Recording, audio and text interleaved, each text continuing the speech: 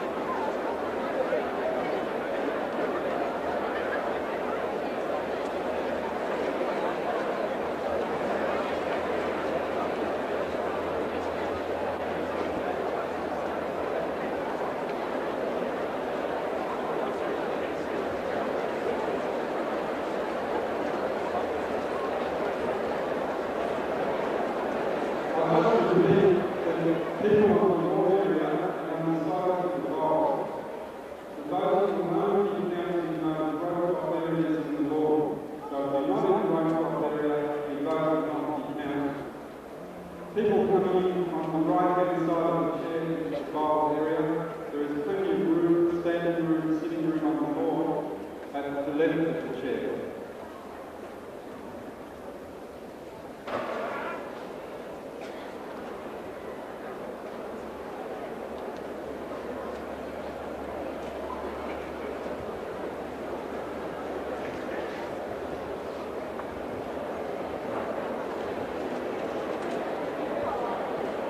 All right, members, we won't delay any longer. We'll commence proceedings. Somebody down here give me an indication that my voice is coming across all right? Please. My name is Gareth Ferguson. I work for the Glenroy CES. I'm convener of the Victorian Branch Access Pay Campaign Committee. The other people on the stage, starting from the far right of the chair, is Mary Gray, Federated Parks Union, Tax Officers Branch.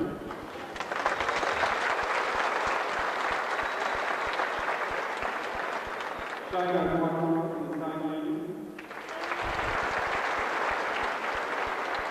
Terry Healy, Assistant Secretary at APSA Victorian Branch. James Myer, Secretary and Treasurer at APSA Victorian Branch. My immediate left is Anne Ford, National and Victorian State President of ACOA. David Martin, Secretary, ACOA Victorian Branch. Steve Ross, ACOA Assistant National Secretary. And Phil Garner, Assistant Secretary, FCU Tax Officer.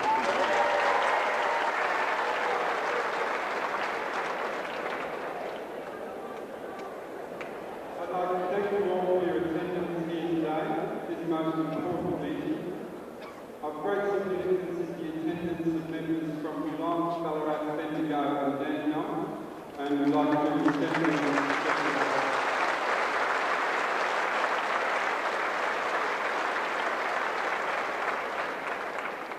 I've been asked to point out to you that there will be buckets circulated during the process of the meeting.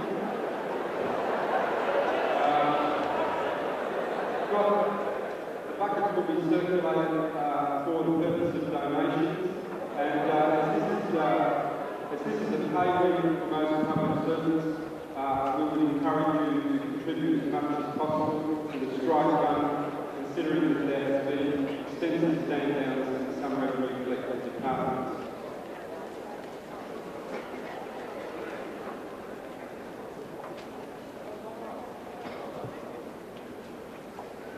I would like to explain to you now the debate rules and the meeting procedures. There will be a report by Peter Robson of 10 minutes, of which I will only allow one extension of time if required of 5 minutes. There will be a question time of 5 minutes, and members are asked to keep their questions relevant to the report and factual. I have a number of motions before the Chair in the vicinity of 10 at the moment. I am allowing the mover 6 minutes to move the motion, the seconder 3 minutes, and each speaker after that 3 minutes.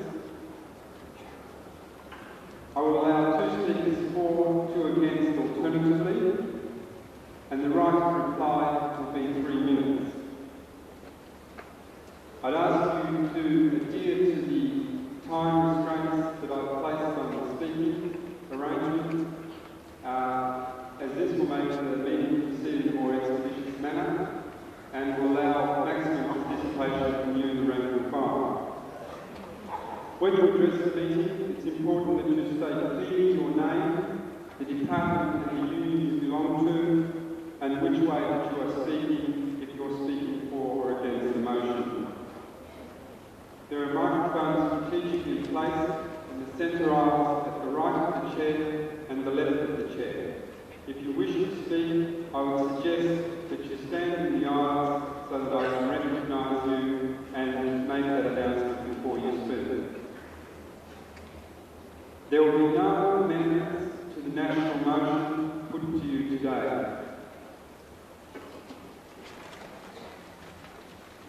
In relation to vote counting, there will be an announcement made on those arrangements before the tally for the national vote, for the national recommendation is taken later in the meeting.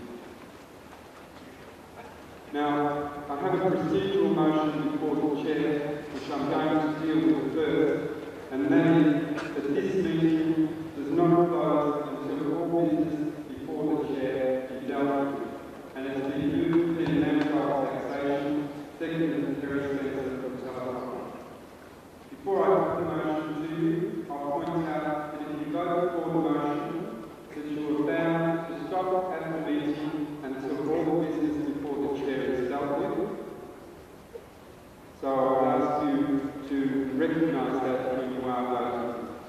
All those in favour that this meeting does not close until all business before the Chair is dealt with, raise your hands.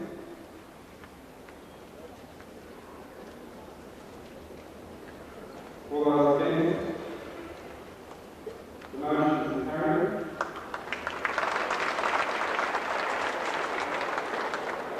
I would now like to advise you that if you have any motions from the floor that you wish to present to this meeting, that they must be in my hand in writing form before Peter Robson concludes his report. I now call on Peter Robson to make his report to the meeting.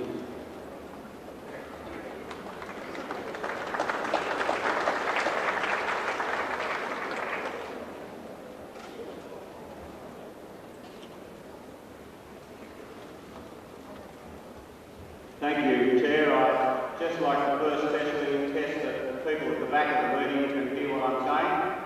If you just raise your hand at the back of the meeting if you can hear. Thank you. Well, today's meeting and meetings like it around Australia are indeed historic meetings. We are to vote here on the future course of this campaign and consider the achievements up to date. The decisions as to the way we will proceed will be determined by the members nationally, and as the Chair has indicated, by the end of the day there will be a tally made by the National Secretaries of the three unions of the votes, and the vote declared by the end of all meetings.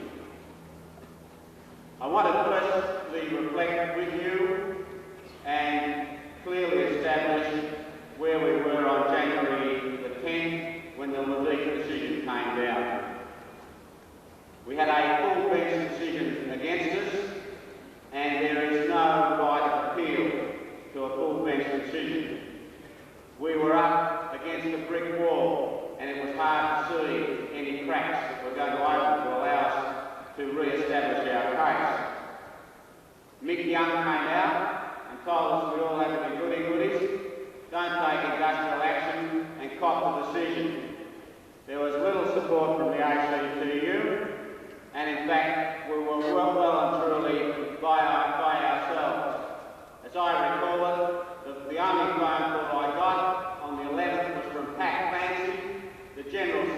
the Building Workers Union, who rang me to say that that union supported our position and would endeavour to get other unions in the trade union movement to support it, which you did. And he did have a lot of credit for that position.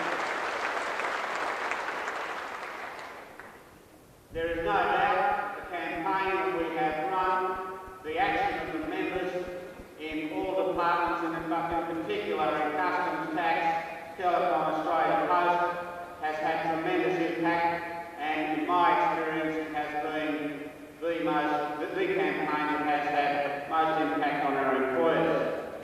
It has achieved two key results up to date. The first occurred yesterday, and that was that there was a decision made by the full bench of the National Wage Bench to have our case reopened and argued on different grounds. I want to make it absolutely clear to you members that is a historic decision. It happens very rarely, and it's due to the amount of industrial pressure that we placed on to get that matter reopened. And I commend the membership for the great endeavours that have been made to achieve that position. The second objective, the second position that we've achieved is to get full ACTU support for a restructured claim, which I will come to in a minute. Now, the importance of the full ACTU support cannot be underrated, and I will outline to you the reasons for that. Before I do, I want to briefly outline the nature of the proposal supported by the ACTU. It is written out on the yellow sheet that is in front of you, and I will refer to it. Firstly, it talks about a 5% increase for most people of trades without prejudice to money that might come from the restructuring exercise being considered in the keyboard area. Secondly, it supports a 5 to 6% increase for most CA1s and CA2s, and others are going to speak to that in more detail. Thirdly, it supports a 3.8% increase in the base pay clerk rate to a 2% increase in clerk class 11. That is paid, dropping 0.2% at each clerical grade. It supports a similar payment increase for CA3 to CA8 from 3.8 to 3.2, and it also supports a restarting of the CA clerical structures. Restarting meaning a restructuring of our rules. The keyboard case will be treated as one anomaly, and the 4 parts of the CA clerk case will be treated as a single and separate anomaly. In practical terms, what it means for clerk class 1 to clerk class 7 is a 4% increase up to clerk class 7, with 4 clerk class 1 and 2s, and an increase of the same order for CA3s and CA8s. Now, the importance of the ACTU claim, the restructured claim, is twofold. Firstly, the reason we were chucked out on January the 10th was that we couldn't give any guarantees or undertakings of no flow. The ACTU has now said that it will give those guarantees, if need be, by way of ACTU executive decision. Secondly, this restructured claim overcomes the objections of the full bench to using market rate surveys to maintain our claim, and it's based on movements in our rewards and supported by the ACTU. Members, this is the most important development because it allows us the basis to get a result in this case. And I have been asked by a lot of people, how do we test the genuineness of the ACTU in this situation? Well, there are two key reasons why, as to how that question should be judged. The first is that yesterday in the Conciliation and Arbitration Commission, the Secretary of the ACTU fought off claims by the CAI and others that the whole national wage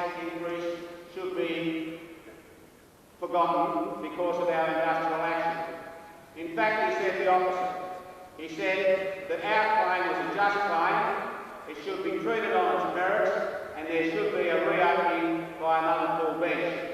He put the whole ACTU affiliated position on the line to develop that position. And the ACTU secretary in the commission won that when the full bench announced the decision yesterday.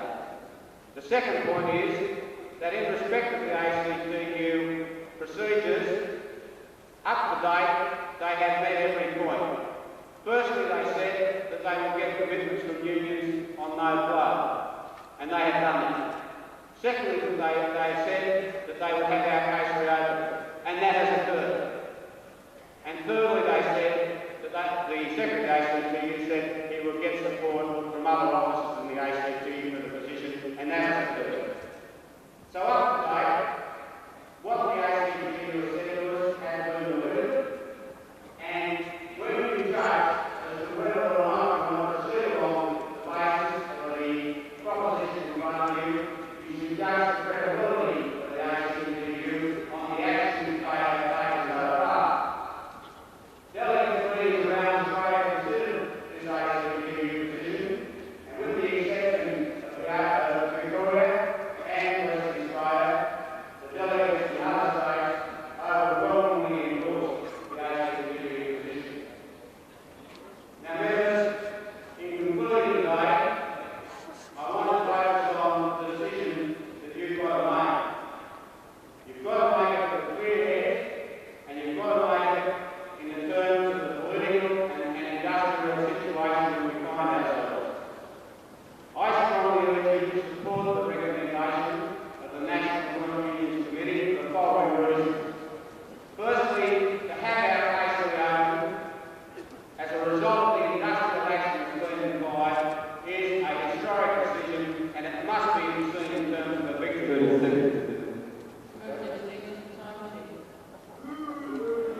Put that to the meeting. All those in favour of extension of time for 5 minutes? Against? Carried. Thank you, members. I was sort of winding down anyway. I said to you that the reasons that you should support the motion in front of you on the yellow sheet from the Joint National Unions Committee is first that to achieve what we achieved yesterday, that is the reopening of our case, is indeed a historical event and is a result and a victory for the industrial action that's been applied so far. Secondly, the proposition, as put by the ACTU, has the full support of the 29 unions that came out with us and also of the ACTU. Thirdly, the government has indicated by way of a press release last night that it is prepared to consider the ACTU claim on its merits. And that's different from saying you're only going to get 2%.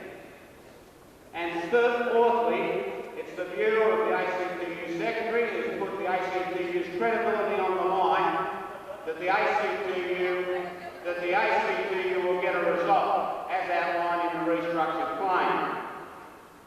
And when you're voting today, you've got to consider the alternatives to that proposal if you're going to vote against that proposal.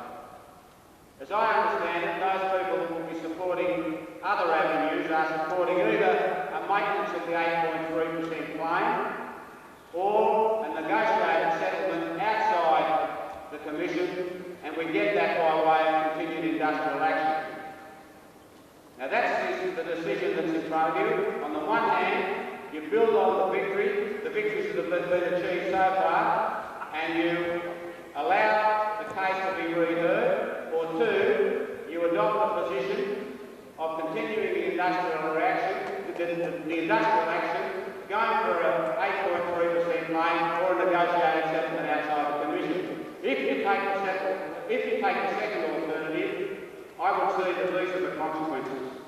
Firstly, you lose the support of the ACTU, and secondly,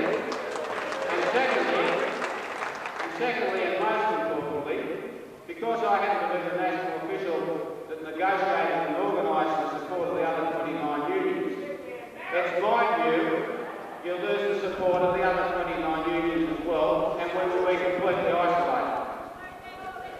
The second point is that there is a considerable chance, and in fact it is probable, that we would lose the chance to have this case reopened as per the decision of the National Wage Board yesterday. Thirdly, the government have indicated, and the Commission was very clear yesterday, that we're likely to lose the 2.7 national wage increase. Now, in conclusion, I would say this. The decision that's ahead of us is a very hard decision. But in the Joint National Disputes Committee view, it is a clear decision. On the one hand, to take the road that's being proposed to you, that is to go into the hearings on Friday and to reopen our case, builds on what we've achieved and allows us a path for a just resolution. On the other hand, those that propose an alternate resolution, in my view, have no clear path and in fact can put our whole position in jeopardy, not only in terms of resolving our anomaly, but in terms of the national wage increase. So members, I ask you when you are voting to vote for the national position. Thank you.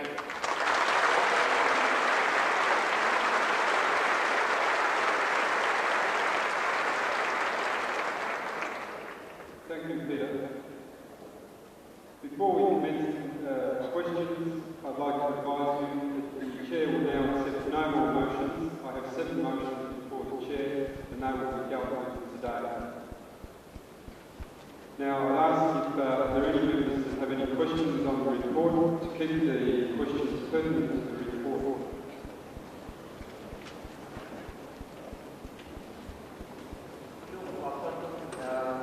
Tax Officer Grant, MCU. I'd like to ask, isn't it widely recognised, Peter, common knowledge that government support for a claim before the Commission is crucial to the success of that claim in any Commission re-hearing? If that's the case, why proceed to the Commission before securing a reasonable position from the government?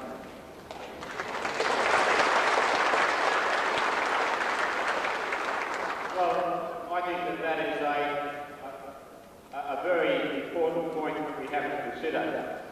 The fact of life is that the government has been, in my view, quite pathetic in its approach to this. All it's done is inflame this dispute, and not only that, it's said, all it's been prepared to say, that the position up to date is the position that they will be prepared to adopt in respect of our 8.3% claim. I want to make that clear, is 2%, a little bit more for keyboard and a little bit more for CAs. Now that position changed, and importantly changed, in the hearings before the National Wage Bench, when Meikle, who was the QC supporting the government, said that the government would be prepared to deal with the ACTU claim in the environment of the Commission on its merits. And I agree with the press release that Ralph Ross put out yesterday and supports that position. He says that in the forthcoming hearings, within the forthcoming full hearings, the government will be prepared to hear the anomalies claim as per the ACTU on its merits. Now, if you think that's meaningless, I don't think it is, because what it's saying is that it's moved from the 2% position and it's moved to a position where it's prepared to argue and consider the ACTU claim on its merits. Of course, it's not what we want, but what I equally say to you is that if you decide today to go outside the national wage decision, to ignore the reopening of the case, which will undoubtedly will lose ACTU support, there's no way in the world you're going to get the government to come to a negotiated settlement, because that will be opening itself up to all sorts of accusations of deals outside of the guidelines. Paul, I'm previously on the taxation office and member of the SCU. A couple of questions really I want to make in my sort of comment. And I think I'm sort of, there's a few other members I've talked to already who've got the same feeling. Taking that in the past, the arbitration commission have not granted a full claim that has come before them outside the national wage case. If we go into this reduced claim, doesn't that mean that we are actually losing this campaign because if we're granted less than 3.8%, we're exactly similar to what the government said they were doing?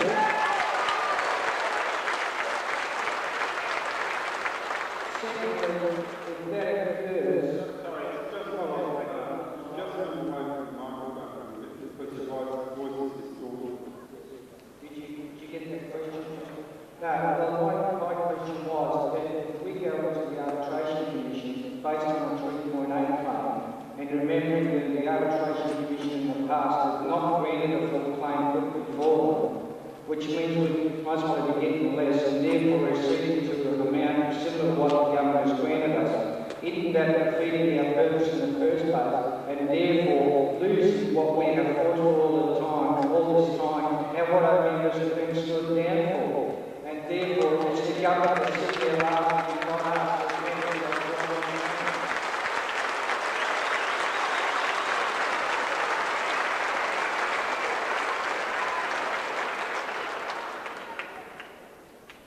Well,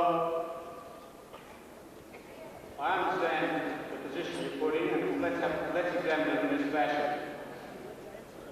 If we honestly believe by having 8.3% up on the wall, if we honestly believe by maintaining the 8.3% position that that's going to produce some sort of ambit that's going to produce a better final result, well, that is just not true. What we have got to do is to establish a method, to establish a vehicle for getting a result.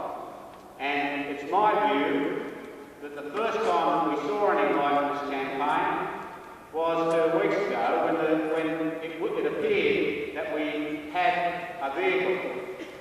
Now, so first of all I'm saying, just by having 8.3% uppermost in our minds is not going to get us a result. What's going to get us a result is firstly to handle the flow-on question, and secondly, to be able to argue our case not on market-based surveys, but on movements and similar awards. And that's what the restructured claim is about, and that's why the National Wage Bench yesterday agreed to reopen our claim. Now, all I can say to you in respect of the other matter is this, that the ACTU has said to us that its credibility is at stake, not only in terms of us and the members here today, but in terms of a lot of other unions. Because if it can't deliver on this claim, it's going to put itself in jeopardy when all other unions are running anomalies or other issues through the indexation guidelines. And I'd like you to recall that in a similar position, the ACTU delivered in its entirety the superannuation scheme for the BWIU and other building unions. And that was a pre-negotiated position which went in and got up in its entirety. So that's the answer. Don't vote on slogans. Make sure you vote on something that will win and achieve.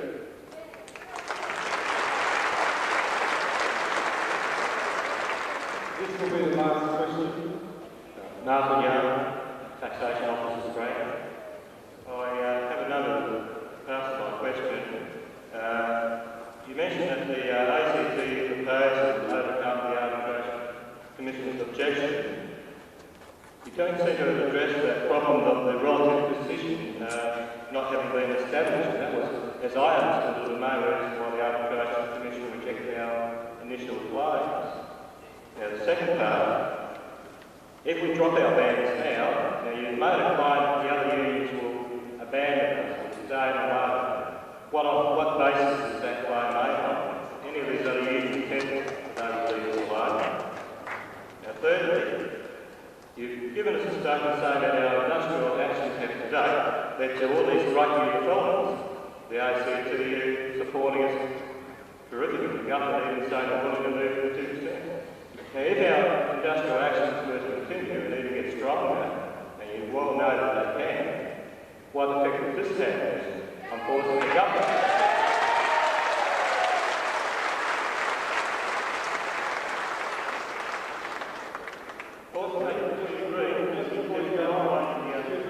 Just before you go on, how many parts of the question is there? How many parts of the question is there? We'll just answer this like that. We'll have to leave with that.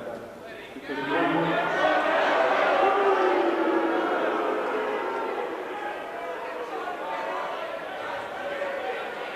can we have some more, please? Can we have some order? Can we have some order, please? With the overwhelming support of the meeting, it appears that the Speaker has the right to continue the question.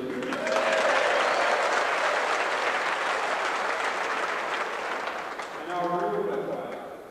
However, at this stage, what we would like is for Peter to answer those three parts, and then you can go on with the other two parts. Well, I'm pleased to be given the opportunity to answer all parts of your question. I said I'm pleased to be given the opportunity to answer all parts of your question. But in respect of the first three, let me say this. Yes, you are correct that the key reason that the full bench on the 10th of January threw out our claim was that it wouldn't accept arguments in respect of surveys and in respect of ranking in those surveys. And that is one of the strengths of the ACTU proposal. It is argued on a different basis. It is argued on the basis of relative movements in other pay rates awards between 1981 and 1983, the so-called post-indexation period, where you had the vehicle industry moving 22%, where you had the airlines industry moving 22%, where you had technical grades and physical grades of the Australian public service moving between 22 and 24%. We only moved between 16 and 19%. So we can argue for between a 6 and 2% claim. And that's the strength of the ACTU position, and that's why we're able to get in and re-argue our case. The reason that I say we lose the ACTU support, if we ignore the proposal that has been opened to us by their advocacy, is because that's the indication we have. And the reason that I say that we would lose at least most of the other 29 union support is based on the fact that I was the person who went around organising that support. And, well, hold on, I'm trying to answer the question. And unions such as the Miscellaneous Workers Union and the ECU have also, particularly, and the metal workers who came out yesterday, have got members in the Australian public service, and they have been concerned about the relative position. And my view would be that they would see the amended claim as pursued by the ACTU, they all recognise that that's a result of our industrial action, as a fair result, and that's my opinion. The third point which you asked is, if the industrial action has achieved what we've got up today, why did it kick on? Well, what I said in what I put to you earlier is that what is the objective of kicking on? There are two things that I can see. One would be to get the 8.3%. Two would be to have a negotiated settlement with the government outside the guidelines. And I say to you that if we knock back the opportunity of having our case re-argued, if we lose ACTU support, there is no way in the world that the government is going to negotiate with us outside the guidelines.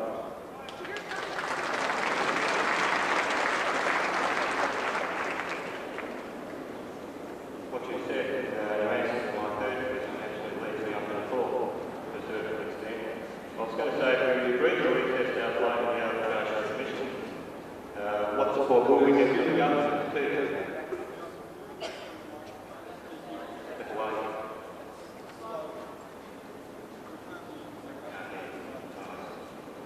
agreed to rethink our play in the Arbitration Commission, what support will we actually get from the government? Have we yet got a commitment from any of the ministers in the government to actually support our play? That is either the ACTU proposal or the other proposal. Firstly, to follow on from question 3. Now, fifth question, what date will we get in that day from, if any at all?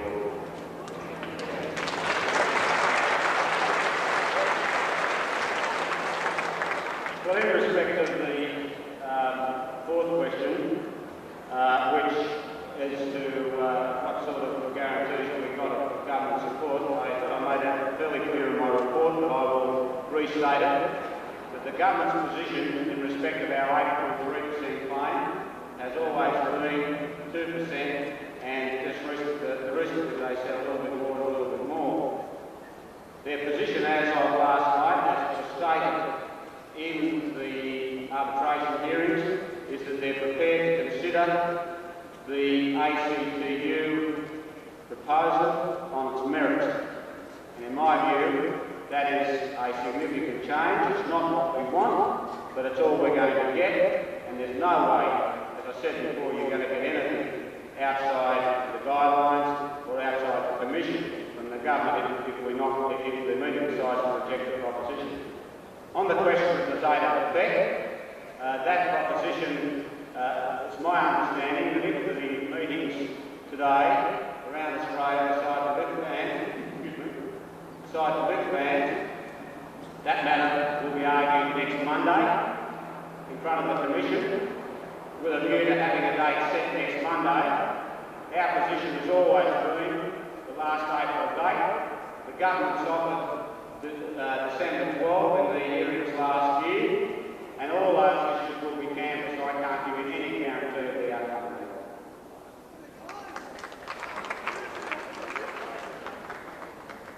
That concludes the question time. We'll now move on to the national recommendation, the yellow sheet. Just before we commence that, I point out to people that unless you're seated in the bowl area or positioned in the rope areas on the lawn, your vote will not be counted. The joint national recommendation has been moved by David Dunn and seconded by Bill Gardner.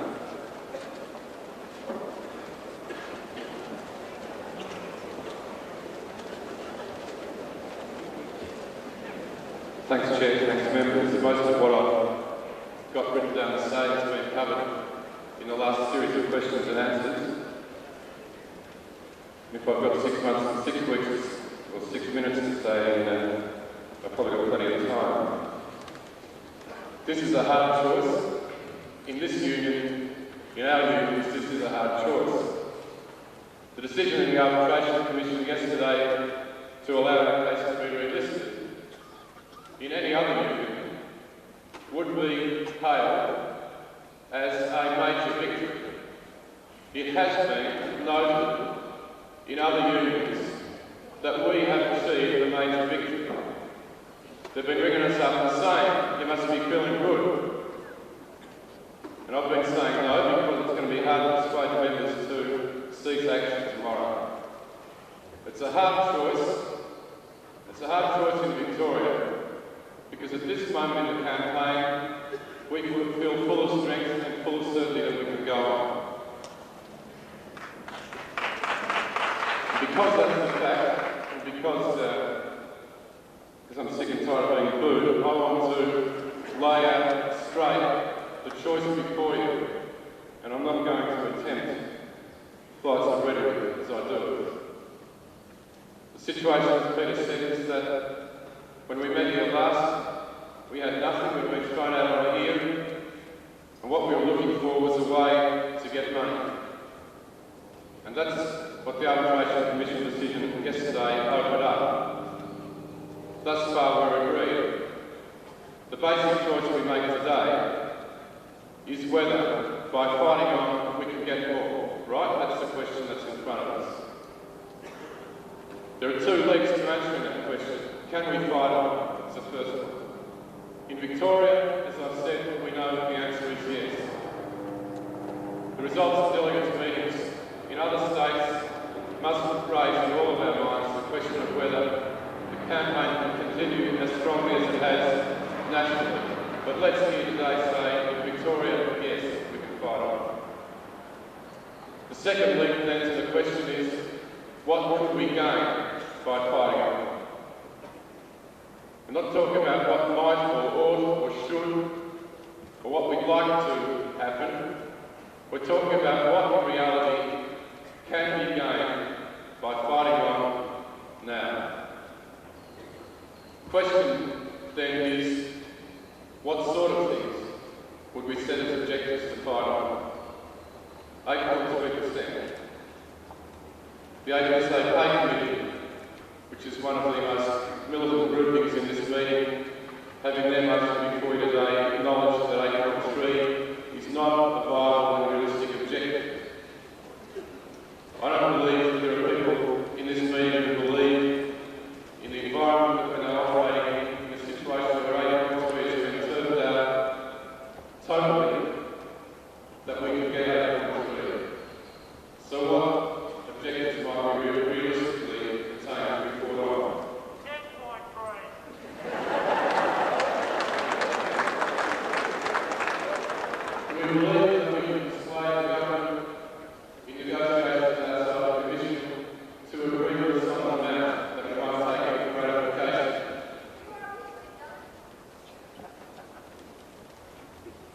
The fact is that each time we've put the hard word on the government publicly in the last month, they have gone harder and harder on the 2%. Now, do you believe that by fighting on next week, with the stakes that the government sees as being in play in this dispute, that in fact will force them to move on? You're right, the interjector is right. The national officials' assessment is that that is not an attainable objective.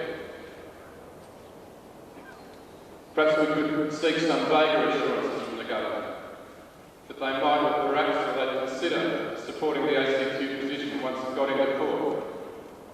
And I'd suggest to you again that each time we put the hard word on them in the last month, each time that Pelly has put the hard word on them in the last month, the answer has come back hard.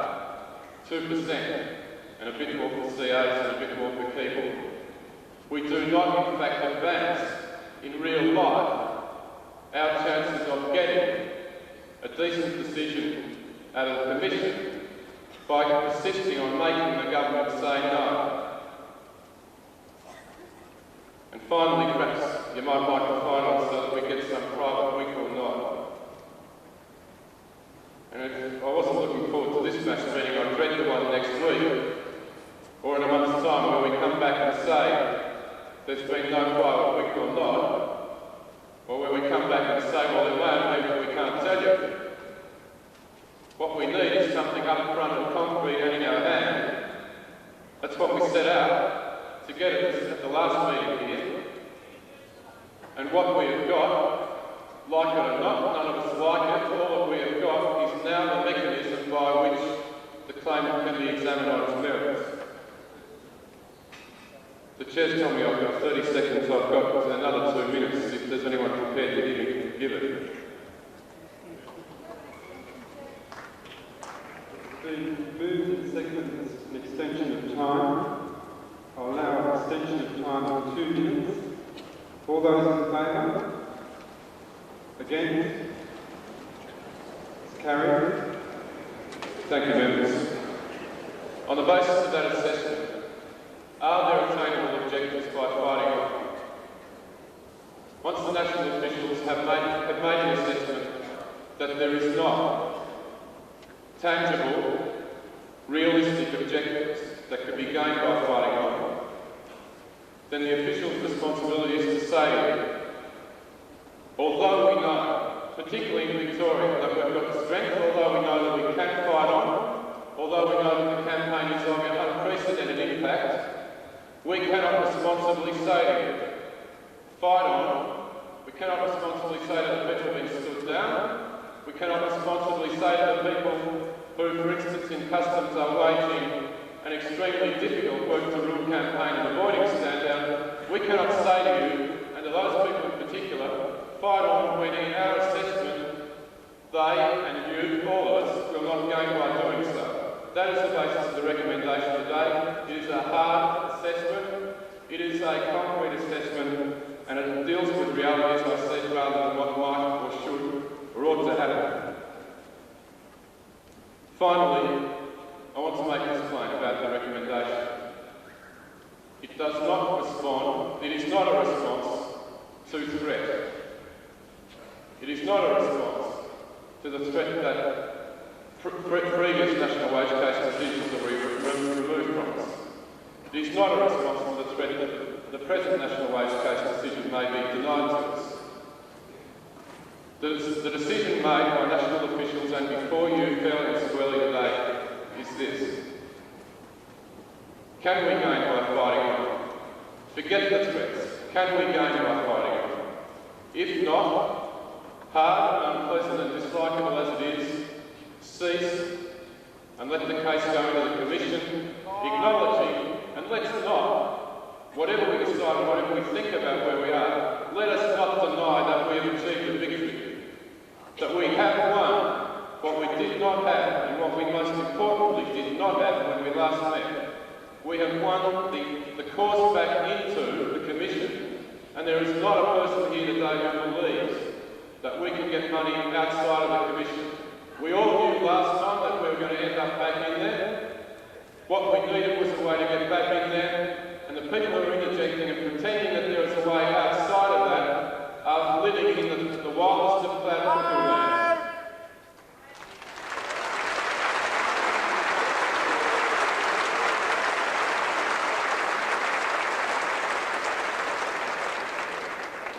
Secondly, is still down.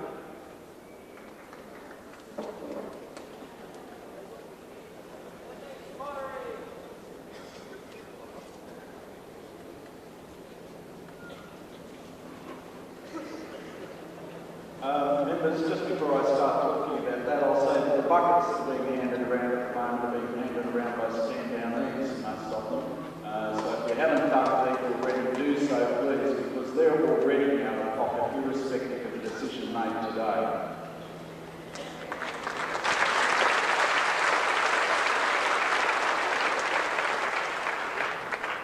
As stressed by David when he moved this motion, now is the time for a cool, calculated decision. That decision rests fairly and squarely on your shoulders. We're not in the job now of rhetoric. We're not in the job of ranting and raving. We're in the job of making decisions. That is your right, your responsibility.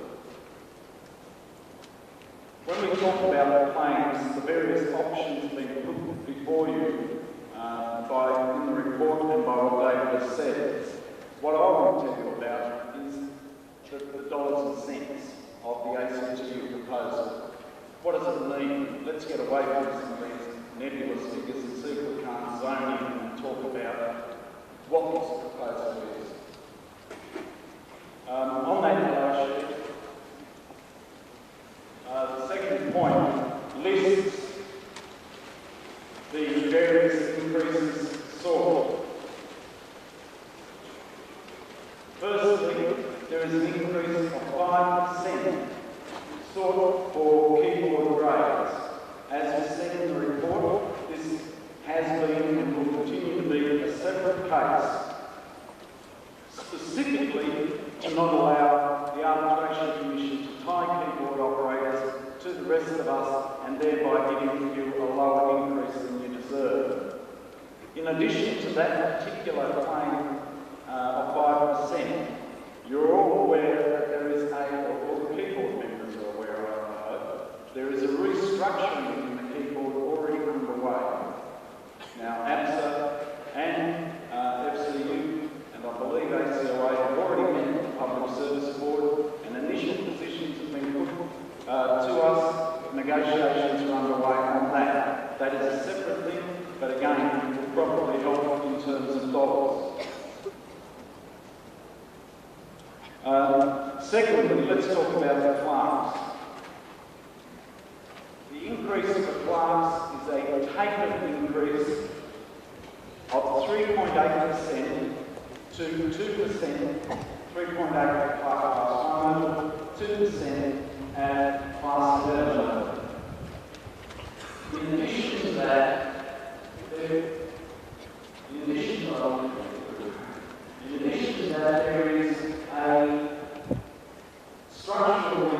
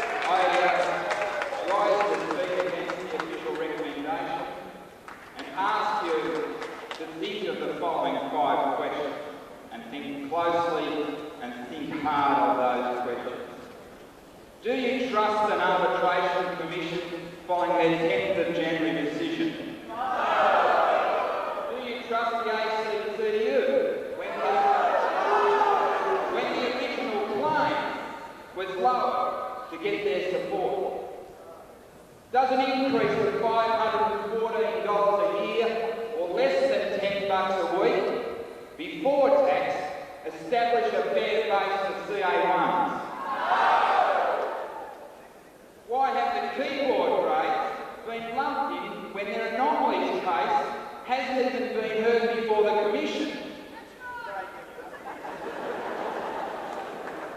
And finally I ask, why has industrial pressure been eased off over the past week before members haven't even had a chance to meet?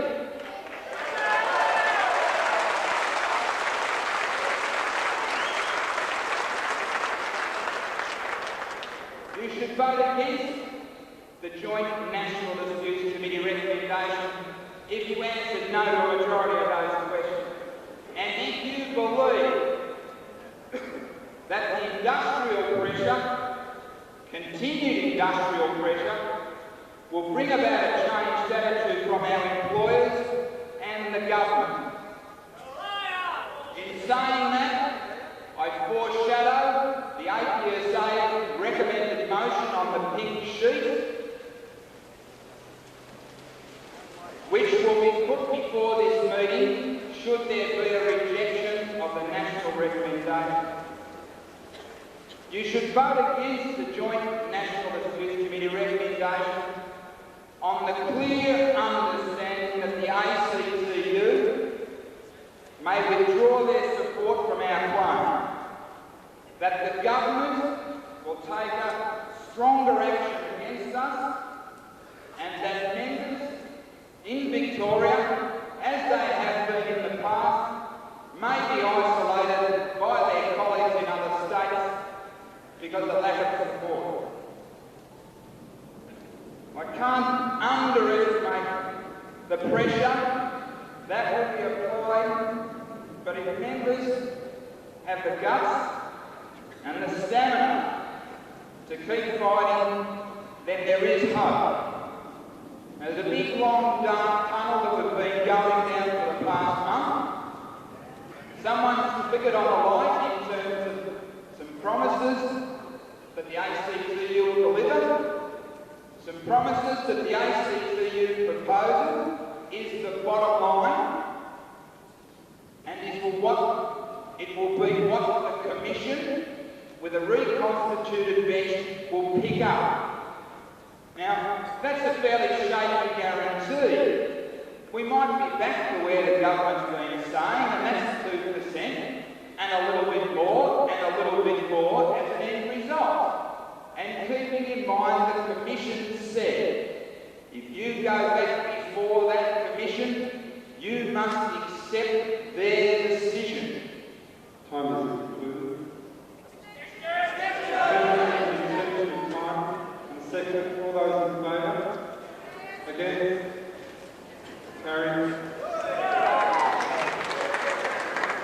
In considering the national recommendation and the answer alternative, as David has suggested and as other speakers have suggested, it's not going to be an easy road. It hasn't been too easy so far for some members in certain areas who have come under a lot of pressure. No one said it was going to be easy.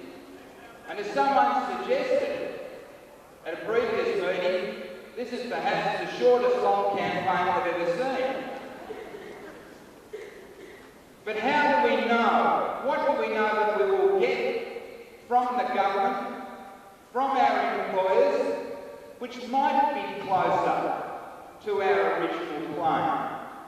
And let's look at some of the original claim, particularly for the lower grade workers within our membership. The original claim was around $24 a week for CAs 1 to 4.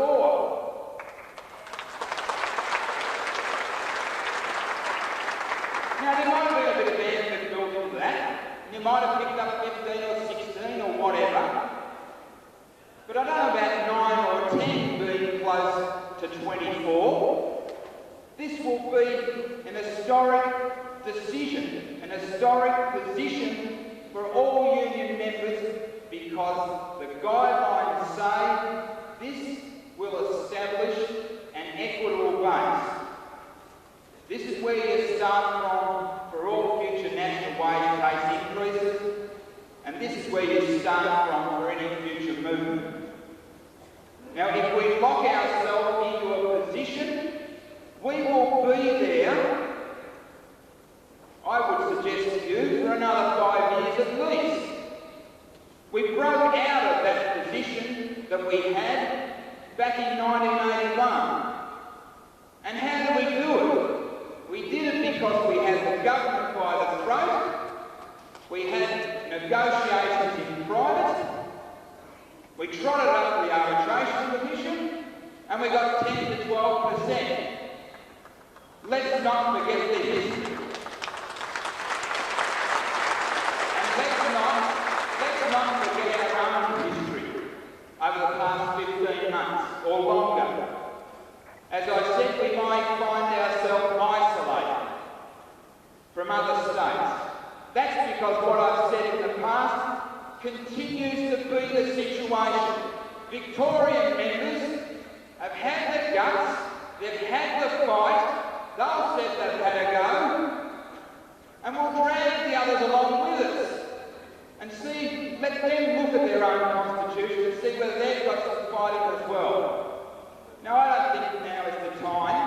Is there a national campaign? Now is the time to consider whether you continue that fight. Don't make your decision lightly. Don't think you're getting yourself in. If you reject the national recommendation and pick up the APSA recommendation, don't think that it's going to be easy. It's not. It's going to be long and it's going to be hard. And you've got to be prepared to fight that case. If you're not, and you're ready to stop now, stick your hand up in support of the national recommendation. Thank you.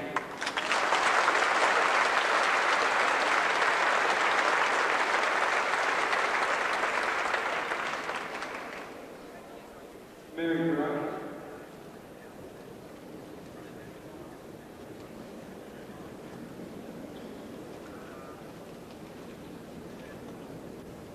I'm Mary Gray. I'm the President of the Melbourne Tax Branch of the Clerks Union. I oppose the National Executive's recommendation and I support the APSA Vic Branch alternative motion that you've got on the pink floor of the Parliament.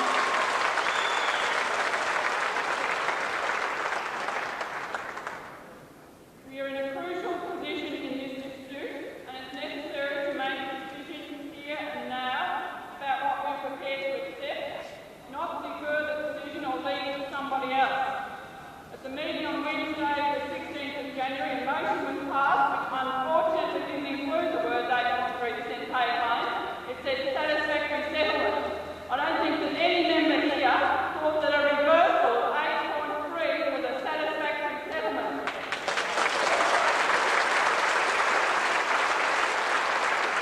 In fact, now, if the National Union Executive motion is passed, we would be extremely lucky to get 3.8%.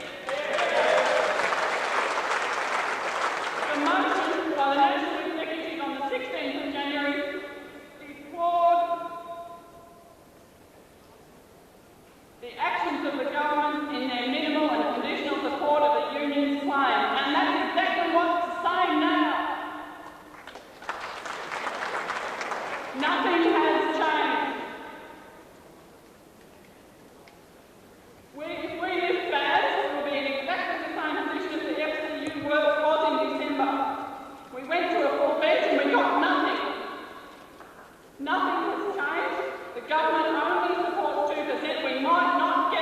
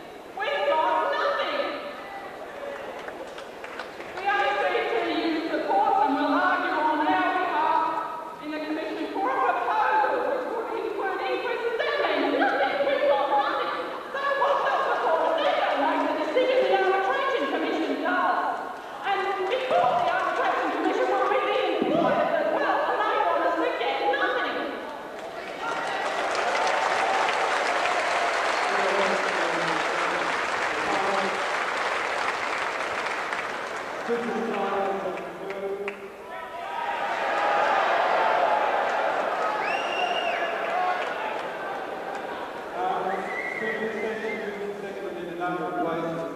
All those in favour? Against? Carried. Consent moving. The first 2 points on the yellow motion are entirely hypothetical. The result of the ACTU proposal would only get CA a net $6 to $9. And I challenge anybody else to give up with this percentage business and come out and state a flat figure, because that's all it is, and that's inadequate.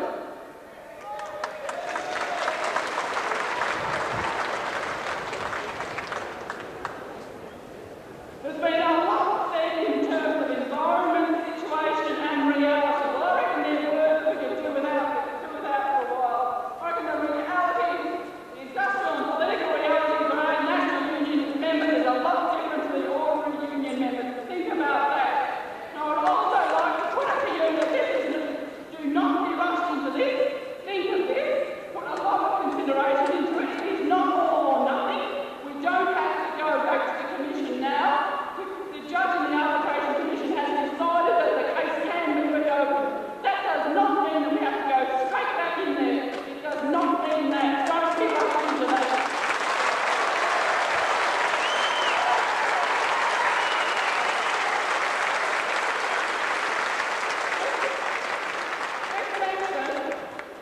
Of having something upfront and concrete, a mechanism, it's just a lot of bureaucratic garbage. The only way we're going to get a pay increase is if we've got industrial action going, we've got a bargaining position, and we won't have that. We've been through that before we went into the arbitration position. We've shown we can take industrial action. We held up tax for weeks. We're in exactly the same position now, and we got nothing.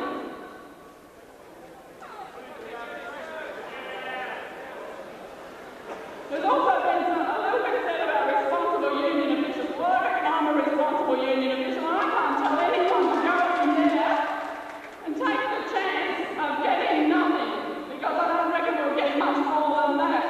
It's been referred to as a way, our success as supposed to be a way, a mechanism of getting money. Well, I reckon we'd be better off to go and bust in the mall.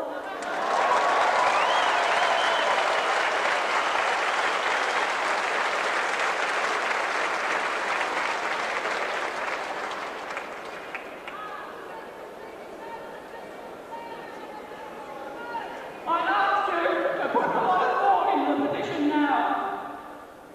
The people who are proposing this petition to you endeavoured to have this petition put nationally, and the Joint Union National Disputes Committee refused that, and that is not in accordance with any of the official, any of the union's rules. It was refused to go national. It's being put here to you on the basis in Victoria, and it will be put in other states by other state officials. I ask you not to support this, to reject the national official's motion and to vote for the alternative motion.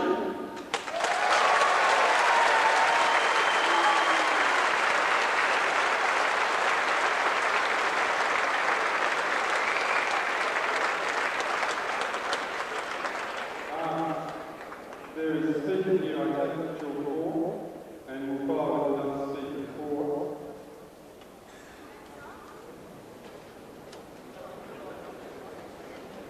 Michael Evans, ACOA Taxation Office. There's 3 points that I want to make to you today. The first one, I'd like to take up a point made by the previous speaker, and that is that at this stage of the campaign we've achieved nothing. I refute that completely. We came here on the 16th of January to decide on a path or direction we could take in order to achieve a mechanism which would obtain for us a realistic outcome to the campaign. On the 16th of January, we embarked on a very effective and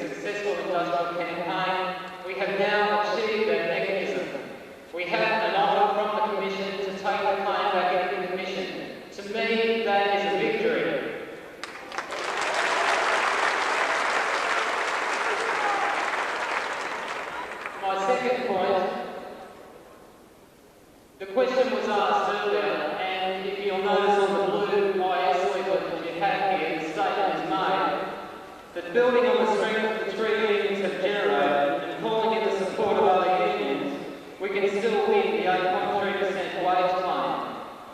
I'd like to refute that statement as well, and I think Peter made the point earlier quite effectively, and I'd like to reiterate it, that support, I predict that support from those other unions will very quickly erode if we are seen to take a direction that is both outside the guidelines and outside the accord. The reason for that is those other unions have had to bite their tongues and sit back and accept the national wage fixation guidelines. As soon as we are seen to be going outside of that, I will make a prediction now that support will erode very quickly.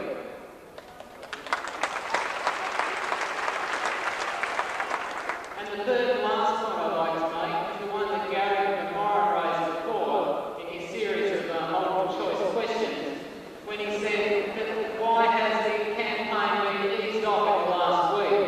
Well, Gary, you've been spending a bit more time in the taxation office in the last week. You would have seen that the support for the campaign has been the strongest in the taxation office in the last week, and I'm sure there's about 1,000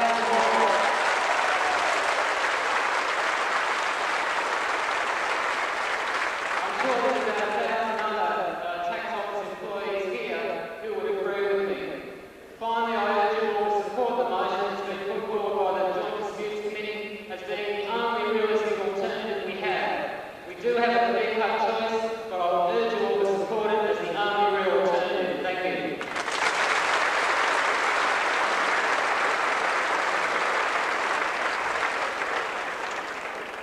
We have another speaker for the motion. Yes, I'll be speaking for the official motion. My name is Pelly, workplace taxation.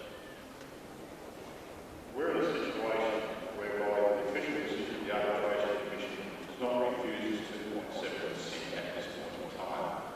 If you vote for the motion that's been put up on the pink sheet today, you can forget 2.7 now, despite the fact that no guarantees of it. And you forget the 2.7 for the rest of the Australian trade union. Sold out 21 unions so far supported this. I am not suggesting proper industrial action. I am suggesting that you defer some 2 to 3 weeks. There hasn't been a assessment key in this state. They don't go in by the 24th of April. You can forget the deficit. We're talking about a keyboard case here. They control the key to those company assessments. We shut customs and we shut imports in this country down in 3 weeks. Selling out now? No. We're showing not industrial power, we're showing industrial might. That's the reality. Having shown that industrial might, having shown the Arbitration Commission and absolutely what we can do, the ball's back in their court. The aircraft's got any clothes left over we see for the mining technical union on this side. Let's leave them with your job strap. And if the Australian Trade Union Group doesn't get 2.7% and mining operations we don't get 2.7%, what's happening in Southern Queensland at the moment is minor.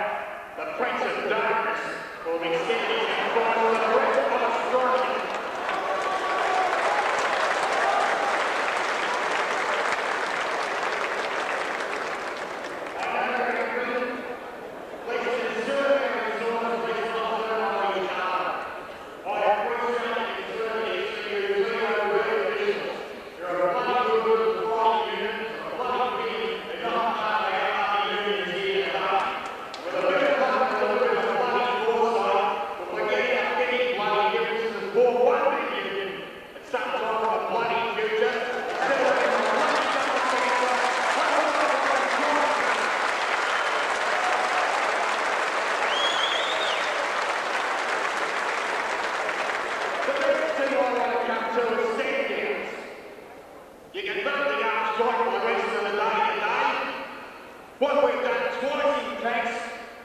In 2 large workplaces, it stays straight out to management, buggy.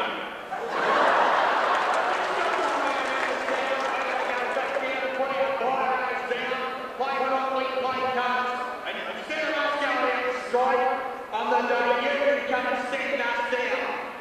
And you know what management did? Nothing.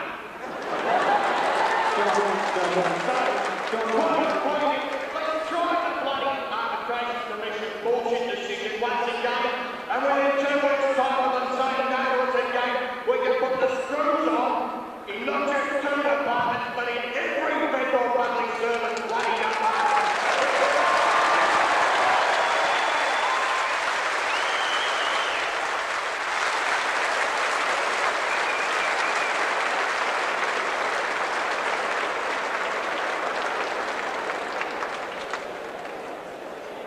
Speakers over here will signify that they wish to speak again.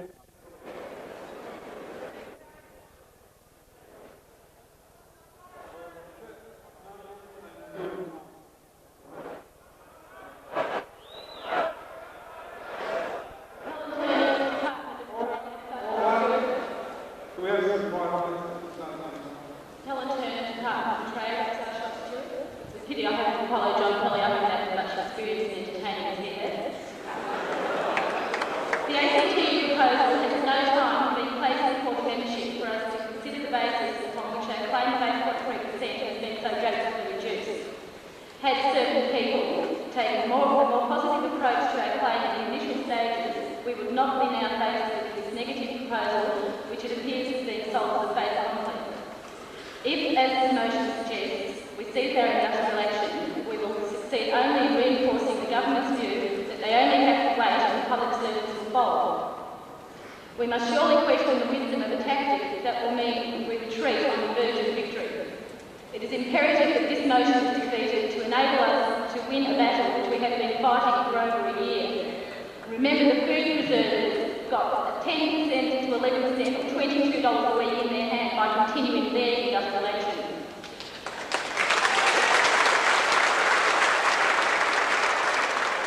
If our industrial action ceases, we'll never get another chance. We'll be on the bottom of the pile for the next decade.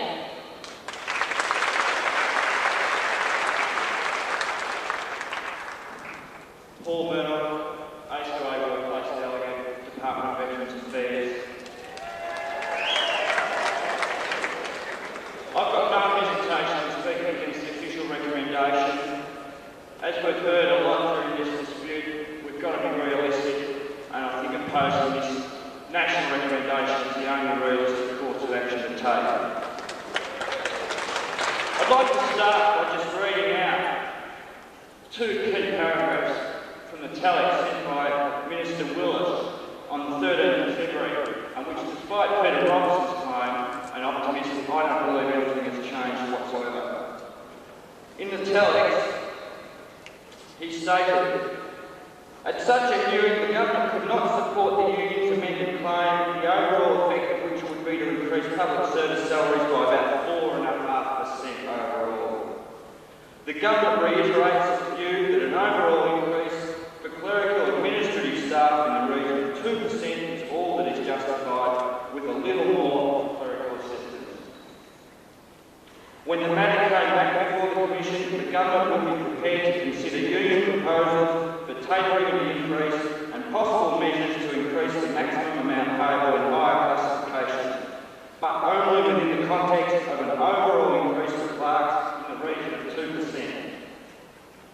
This piece proposal was described as unacceptable to the unions in the leaflet prepared by ACA Branch Secretary David Bunn on the 18th of February. Since then, there has been no, and I repeat, no positive change whatsoever. All that has happened is that we've been facing several threats, that we're not going to get a CPI increase, that we might lose payroll deductions of union dues. Remember that one? And they've even suggested that we might lose past increases. I'd like to see them try. No union or unions can allow themselves to be deterred in the middle of an industrial campaign by threats. Threats always happen in the midst of a campaign. We just have to ignore them. Basically, I think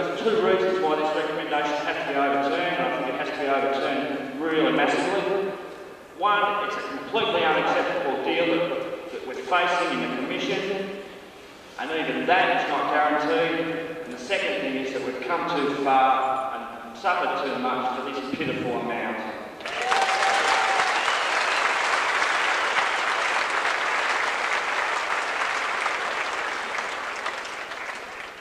Two speakers for.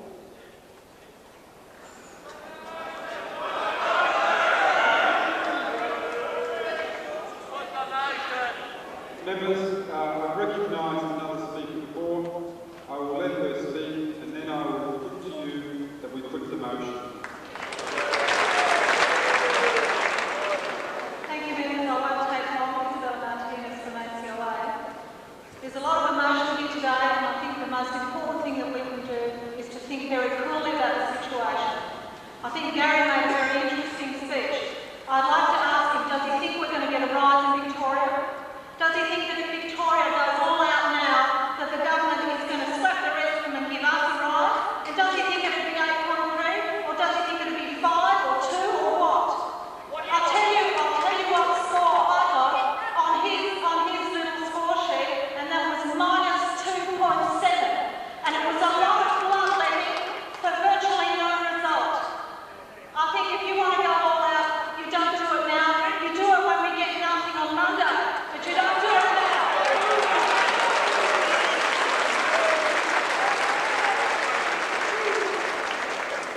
I have a motion before the chair has been seconded in other places that the motion now is put.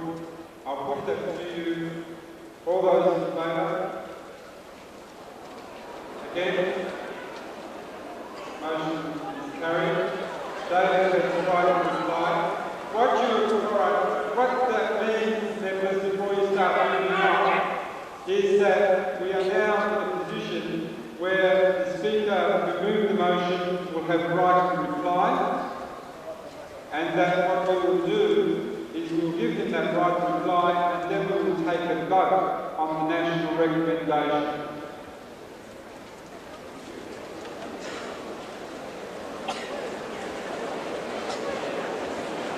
Thank you, Chair.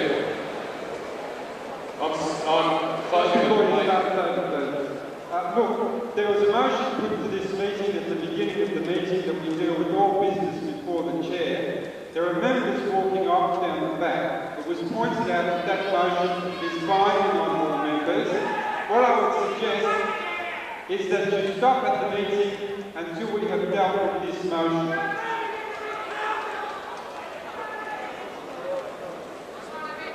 I'm closing the debate on the yellow official motion. I want to briefly address some of the arguments raised, but I'd suggest to you that the debate has worked out for us very clearly how we feel about the situation we're in. Now, at this point, we work out what we do. Can I just say about some of the things Gary said? Where has the industrial pressure eased in Victoria?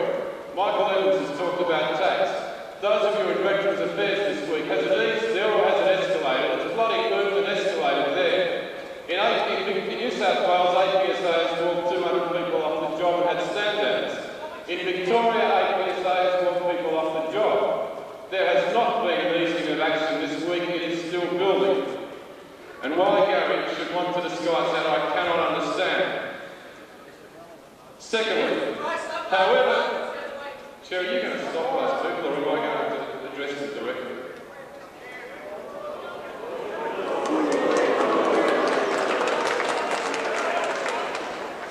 Secondly, however you vote, for God's sake vote on facts. Now Gary says to you, $514 for CRs. The figure is 711. You don't have to like either figure, but at least know that it's 711 and it's $9.50 a week at the base of the CA1. And that is what you're voting about. Gary asks why were the keyboards lumped in. He ought to answer that. He's had his keyboard people involved in the dispute. He's had the opportunity to tell Brian McMahon to pull him out.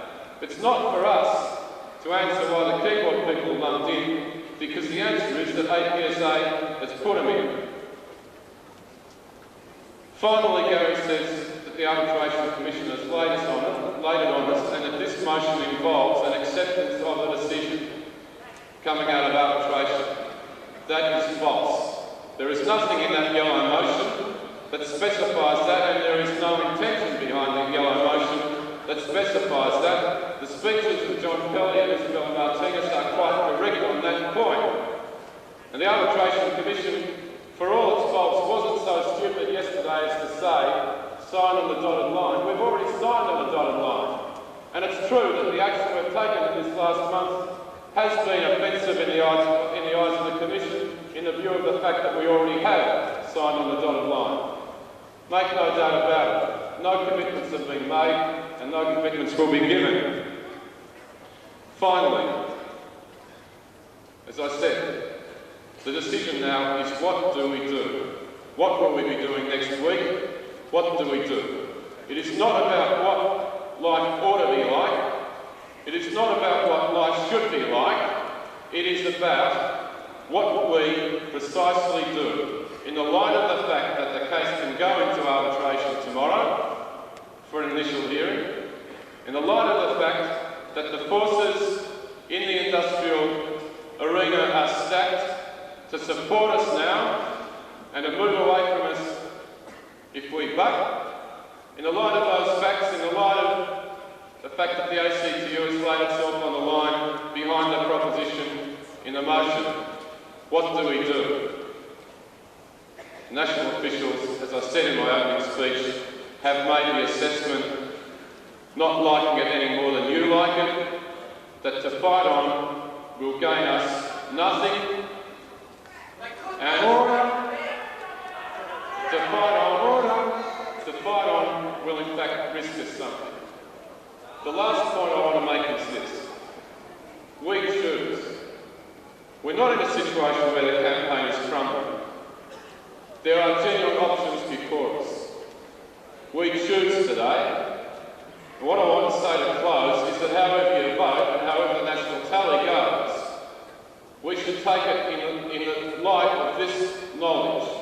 We choose at this moment what is best for us in reality, in the fullness of our industrial strength.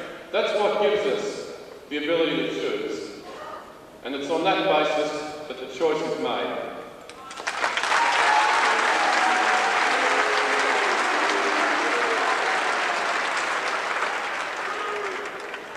All right, members, now comes the time to vote. It's going to be quite complicated.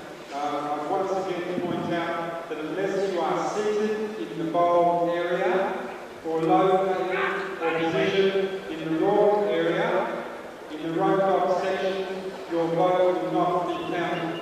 So those people standing on the sides, sitting up on the sides, would you please move into the rope dock section on the lawn and in the aisle. Now, Anne Sherry, organiser from ACLA, is going to explain how the counting will be done. Members, there's a team of counters who are going to try and count this vote accurately and as expeditiously as possible. So to facilitate that, can people move in so that everybody can either sit in the seats or be on the lawn, not in the aisles between the seats and the lawn? And can everybody on the lawn sit down? Otherwise we cannot see you. So that when you vote, we can count your hands. Now it's going to be difficult enough, so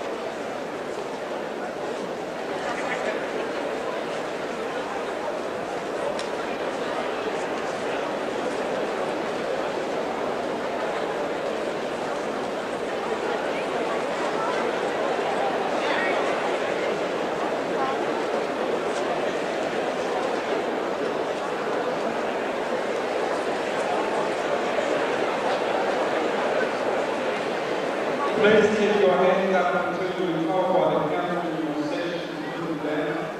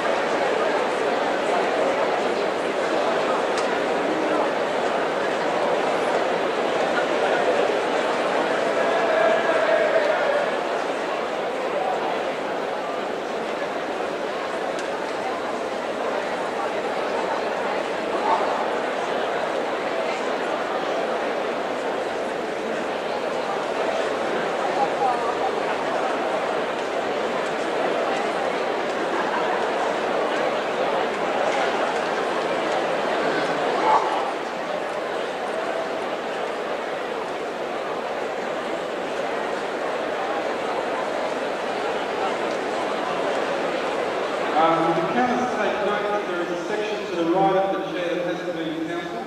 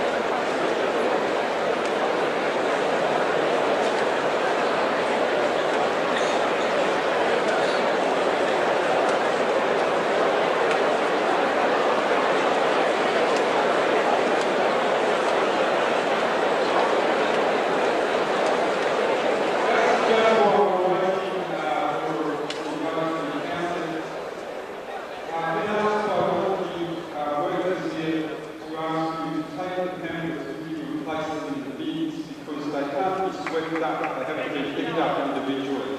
So if you take the pamphlets, if you don't require, place them in the bins provided. Thank you.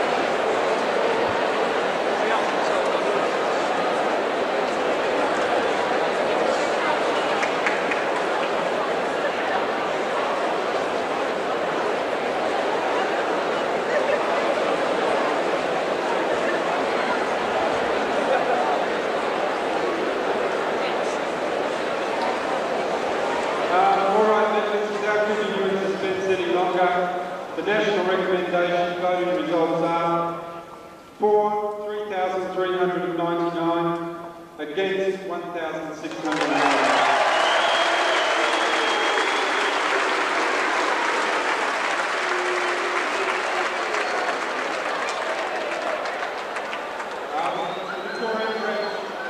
The Victorian branch president of ACOA has asked me to remind you that is the Melbourne tally, and that they desire that the country votes be tallied with that later this afternoon.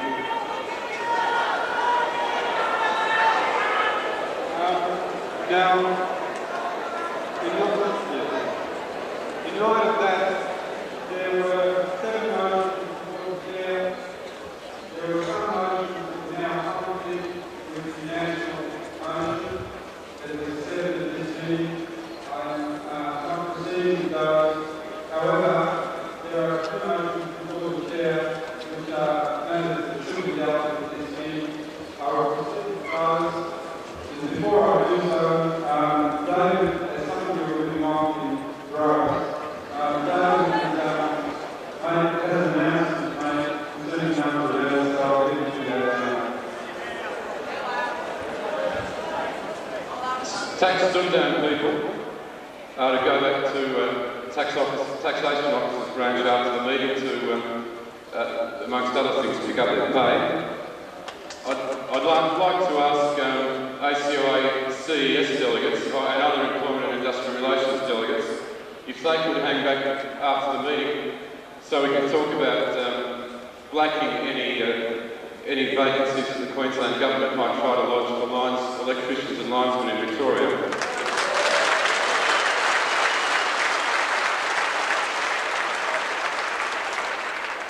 I wanted to make absolutely plain that there's a vote here now. There are country votes to be added in, but until you get word of the national tally, the action is on, right?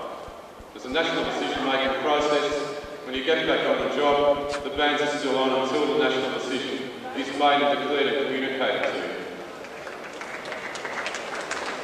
All right, members.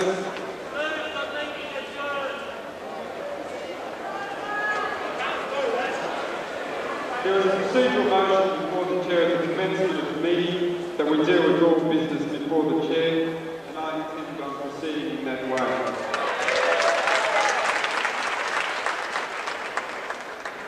There's a motion before the chair, Terry Egan, second B. Pond, that in view of the situation that union members have been stood down during this pay campaign and that existing industrial reserves and funds are likely to be depleted, A, that the ACOA members at this meeting recommend to the ACOA National Executive that a levy be imposed on all ACOA members in accordance with Rule 108 of the ACOA Constitution and Rules, and that the levy be varied from time to time depending on the state of the Industrial Reserve Fund and the number of members stood down, and that B, that the ABSA members of this meeting recommend to the ABSA Federal Council that a levy be imposed on all ABSA members in accordance with Rule 43 of the ABSA Constitution and Rules. Chair, that's the first I've heard of this motion. I take a point of order that a joint meeting cannot seek to impose levies under the rules of the separate unions, and that the appropriate course of action is for people who wish to move those positions to do so through their own unions in meetings called under those rules.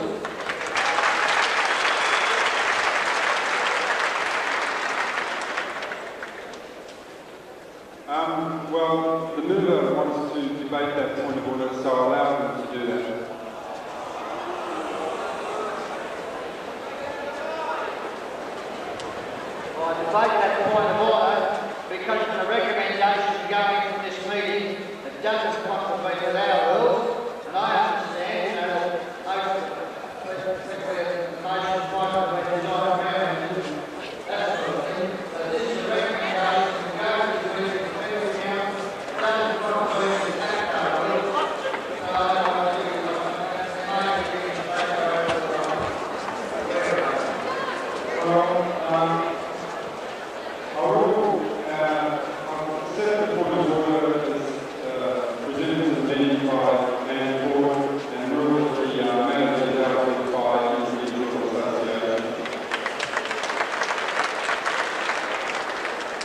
There is a motion before the chair that has been moved accurately and requires a second and is on behalf of the ACI Branch Executive that this meeting calls upon the Joint Dispute Committee to convene national mass meetings of members by the end of March, consider progress and take case and further action. I won't speak about anything that's fairly self-explanatory. The feeling of today's meeting is that nobody's going back to the arbitration process to break up the trust. We have to put on notice that we want further meetings by the end of March to see whether they are going to live on their way.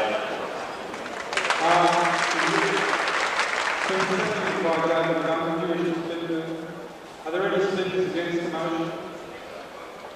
Is there no speakers against the motion? I'll put the motion. All those in favour? Against? Motion is carried.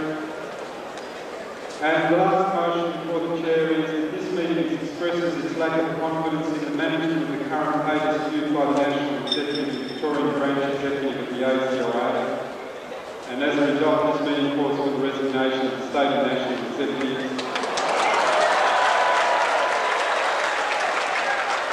involved in pay claim negotiations in the event of them engaging in any further negotiations with the federal government and/or the Arbitration Commission for anything less than 8.3% pay rise without consulting the mass meeting membership.